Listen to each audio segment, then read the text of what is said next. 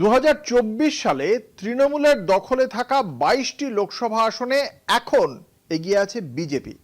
বিধানসভা কেন্দ্রের ফল বিশ্লেষণে উঠে এসেছে এই ছবি। কলকাতা থেকে জঙ্গলমহল সব জায়গাতেই গেরুয়া নিশান, আর তাতেই বাড়ছে চাপ, অস্বস্তি এবং রাজনৈতিক চ্যালেঞ্জ তৃণমূল শিবিরে। 2024 সালের লোকসভা ভোটে রাজ্যে 29টি আসন জিতেছিল তৃণমূল, কিন্তু 2 বছর ঘুরতেই ছবিটা যেন একেবারে উল্টে গেল। 2026 সালের বিধানসভা নির্বাচনের ফল বিশ্লেষণ করে দেখা যাচ্ছে এই জেতা আসনের মধ্যে 22টিতে এখনো বিজেপির স্পষ্ট দাপট। বিধানসভা কেন্দ্রের নিরিখে অনেক এগিয়ে গেরুয়া শিবির, তৃণমূল এগিয়ে মাত্র 7টি লোকসভা কেন্দ্রে, অর্থাৎ 42টি লোকসভা আসনের মধ্যে 34টিতেই এখন বিজেপির প্রভাব বেশি, একটি আসন কংগ্রেসের দখলে।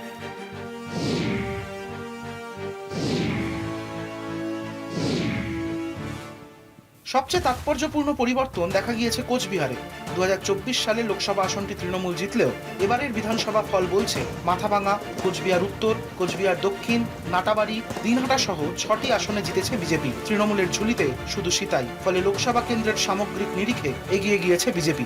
একই ছবি বহরমপুর, কৃষ্ণনগর, ব্যারাকপুর, দমদম, বারাসাত, শ্রীরামপুর, হুগলি, আরামবাগ, ঘাটাল, ঝাড়গ্রাম, মেদিনীপুর, বাঁকুড়া, বর্ধমান পূর্ব, আসানসোল, বর্ধমান দুর্গাপুর, বোলপুর, বীরভূম ও যাদবপুরেও। এই সব আসনই 2024 সালে তৃণমূলের দখলে ছিল।